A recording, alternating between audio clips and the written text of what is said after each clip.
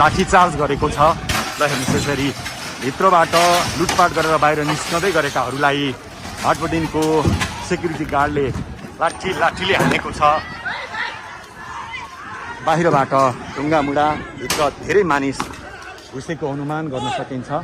यो हुनु पक्कै पनि राम्रो होइन। फ्रिज लिएर हिँड्दैछन्। ल हेर्नुहोस् आइसक्रिमको डिप फ्रिज तानेर आन्दोलनकारीहरू अगाडि बढ्दै गरेको यो दृश्य हामीले देखाएका छौँ।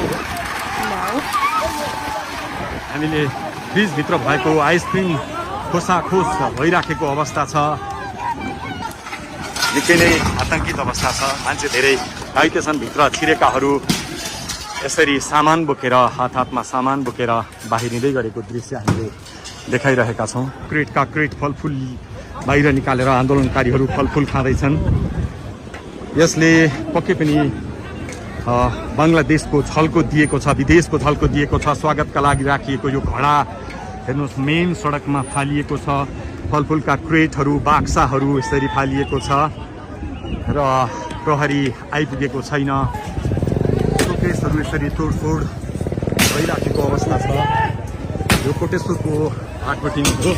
हेर्नुहोस् फलफुलहरू यहाँ देख्न सकिन्छ। मानिसहरू सामान बोक्दै भाग्दै दौडिँदै गरेको अवस्था देख्न सकिन्छ। साँच्चै बङ्गलादेशको छलको यति बेला कोटेश्वरको हाटबटिनीमा देख्न सकिन्छ। दर्शकवृन्द आगो लगाइदिए भनेर यहाँ आन्दोलनकारीहरू कराइरहेका छन्। माथि ढुङ्गा प्रहार भइराखेको छ।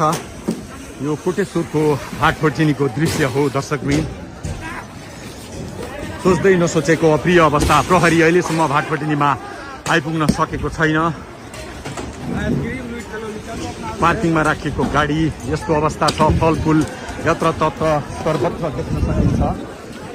हेर्नुहोस् अगाडिपट्टि थुप्रो मात्रामा आक्रोशित युवाहरू आन्दोलनकारीहरूको उपस्थिति देख्न सकिन्छ। प्रहरी लगभग निष्क्रिय अवस्थामा प्रहरीले यो क्षेत्रलाई आफ्नो नियन्त्रणमा राख्न सकेको छैन।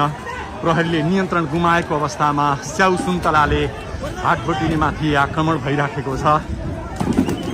अहिलेको अवस्था निकै नै गम्भीर छ, भयावह अवस्था छ। आश्चर्य लाग्यो दर्शकवृन्द, आश्चर्य लाग्दो दृश्य हामी तपाईँलाई देखाइरहेका छौँ। कोटेश्वरको भाटबटिनीमा कोही बियर बोकेर निस्किएका छन्, कोही हुस्की बोकेर निस्किएका छन्, कोही फलफुल बोकेर निस्किएका छन्।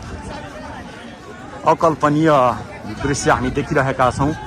ल हेर्नुहोस् रुसलान भुड्का बोकेर हिँडिरहेका छन्, फलफुल बोकेर हिँडिरहेका छन्। ओहो